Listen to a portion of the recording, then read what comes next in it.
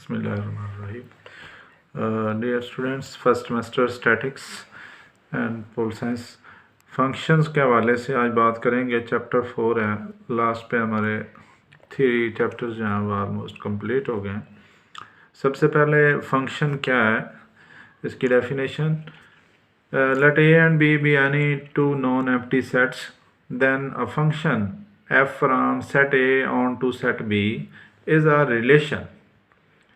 कि फंक्शन क्या है, कोई दो सेट के दरमियान एक रिलेशनशिप का नाम है और एक ख़ास रूल है जो असाइन करता है, क्या करता है, ए के हर एलिमेंट के लिए बी के अंदर एक यूनिक एलिमेंट आपको प्रोवाइड करता है।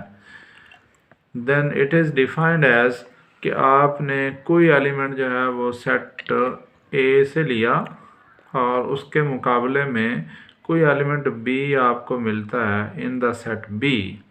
सो then we write F of A is equal to B. तो ये है बेसिक एक फंक्शन की डेफिनेशन का मेथड। इसमें जो ए एलिमेंट है इसको परी इमेज कहते हैं और बी जो होता है ये इमेज कहलाता है एलिमेंट ए की।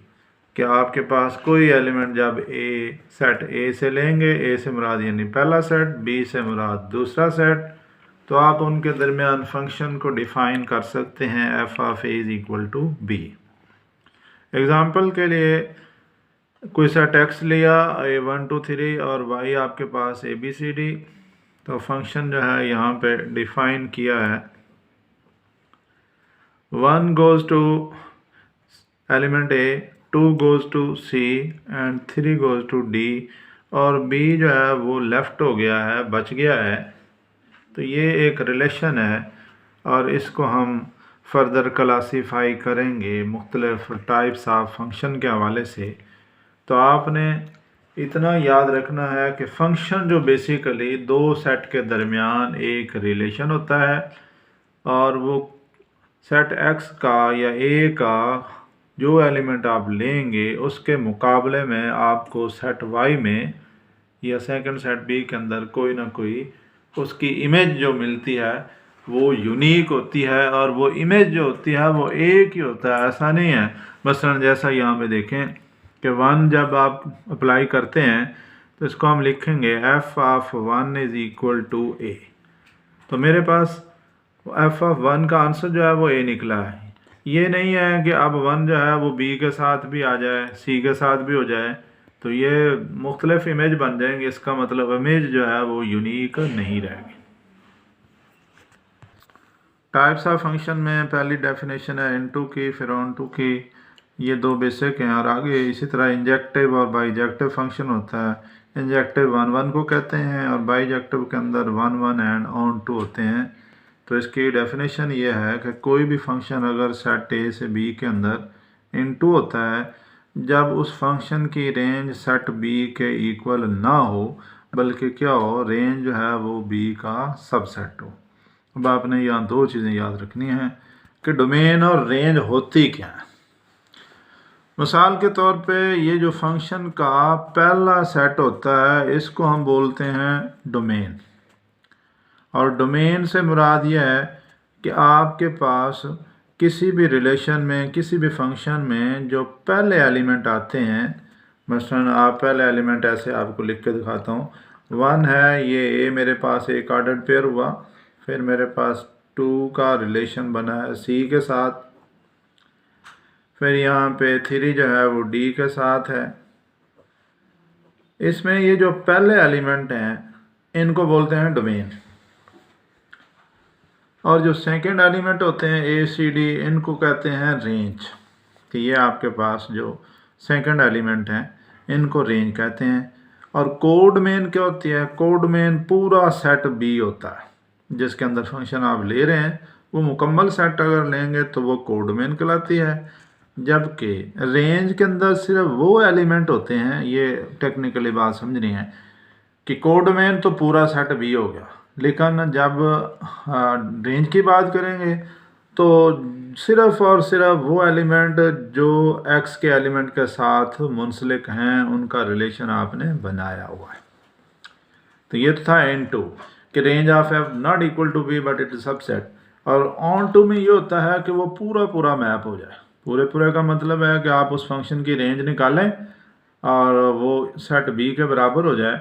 सो इस तरह से एग्जांपल्स हैं आपके पास पेज 40 एंड 41 पे, उनको रीड करें, स्टडी करें, और फिर आपके पास अगर कोई ना हो तो आप पूछ सकते हैं। बाइजेक्टिव की और इंजेक्टिव की सिंपल आपको बता दिया। 1 फंक्शन को इंजेक्टिव कहते हैं और 1 प्लस ऑन टू दोनों कंडीशन हो तो बाइजेक्टिव होता है। एक्सरसाइज 4 और उसके अंदर अब पहला क्वेश्चन जो है वो उसने गिवन है F of 1 3 F of 2 5 3 7 9 equal to 19।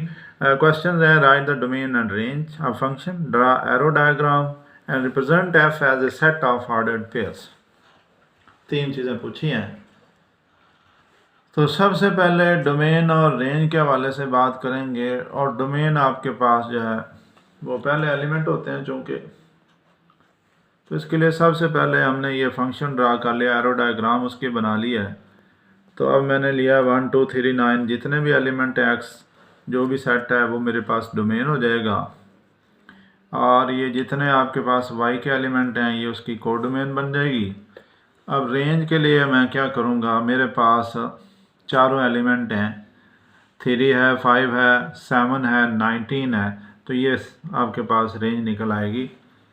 तो पार्ट ए डोमेन और रेंज का पूछा था, तो मैंने ऑर्डर रिलेशन लिखा जो मुतलका उस फंक्शन का था, उसके पहले एलिमेंट का सेट जो होता है वो डोमेन होता है, और सेकंड एलिमेंट जो ऑर्डर्ड पेयर में होते हैं वो उसके लिए रेंज होता है।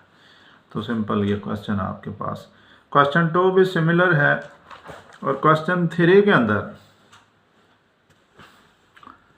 एफ एक फंक्शन है एक्स से वाई के अंदर, और वो डिफाइंड है F of X is equal to 3x minus 1। Number 1 मैंने कह रखा है, एक्स सेट दे रखा है, कहता है आपने वैल्यू ये लेनी है 0 to 4 6, और y is equal to -1 0 1 2 up to 17।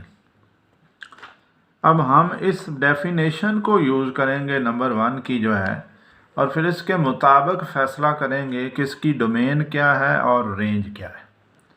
तो सबसे पहले मैंने कहा यूजिंग इक्वेशन 1, अब वैल्यू लगाते जाएं, x0 रखें, x2 रखें, x4 रखें, x6 रखें, किस में रखा है, गिवन डेफिनेशन जो फंक्शन की है उसके अंदर। तो ये मुख्तलिफ वैल्यू निकल रही हैं, -1 5 11 17। अब मेरे पास क्लियर हो गया कि अगर मैंने f की डोमेन लिखनी है तो वो तो वैल्यू x का सारा सेट है, ठीक है जी, 0 2 4 6 कंप्लीट। रेंज के वाले से मेरे पास वैल्यू क्या निकली है, पहला एलिमेंट 0 था, उसके मुकाबले में मेरे पास क्या निकला है -1। अगर डायग्राम यहाँ मैं बनाना चाहूँ तो मेरे पास ये पहला एलिमेंट 0 हो गया, उसके बाद 2 हो गया, फिर ये 4 है, और फिर ये 6 है, और इधर वैल्यू इस वक्त निकली है मेरे पास -1, फिर वैल्यू निकली है 2 पे 5, और 4 पे निकली है 11, और ये 6 पे निकली है 17। तो ये एक आपके पास रिलेशन बन गया, और ये क्या है, ये आपके पास फंक्शन है। तो ये था सेट आपके पास, और उनको डायग्राम के ज़रिए आप ऐसा शो कर सकते हैं। तो डोमेन लिख लें, रेंज लिख लें। को डोमेन में पहले बता चुका हूँ कि सेट वाई जो होता है, जो सेकंड सेट होता है, इसको जनरली आप इसको डोमेन सेट कहते हैं एक्स को, और वाई को क्या कहते हैं, को डोमेन। तो वो एक्स और वाई की शक्ल में आपने लिख दिया। आगे लास्ट क्वेश्चन उसके अंदर ये था कि एफ को ऑर्डर्ड पेयर की शक्ल में ज़ाहिर करें। ऑर्डर्ड पेयर क्या होते हैं, उसमें पहला एलिमेंट जो होता है वो एक्स, दूसरा वाई की शक्ल में आप लेते हैं। एक्स से ही मुराद ये होता है कि जो पहला एलिमेंट है वो आपके पास पहले सेट एक्स का है, ठीक है जी, और जो दूसरा एलिमेंट है वो आपके पास कहाँ से है, सेट वाई से। तो ये याद रखना है, पहले एलिमेंट एक्स के हैं, दूसरे एलिमेंट आपके पास वाई के हैं। अगर आपने एक्स की जगह ए ले रखा है, वाई की जगह बी है, तो पहले एलिमेंट ए के हो जाएंगे, दूसरे एलिमेंट किसके हो जाएंगे, बी के। तो ये ऑर्डर पेयर में लिख सकते हैं। ओके, ट्राई इसकी प्रैक्टिस करें। ओके।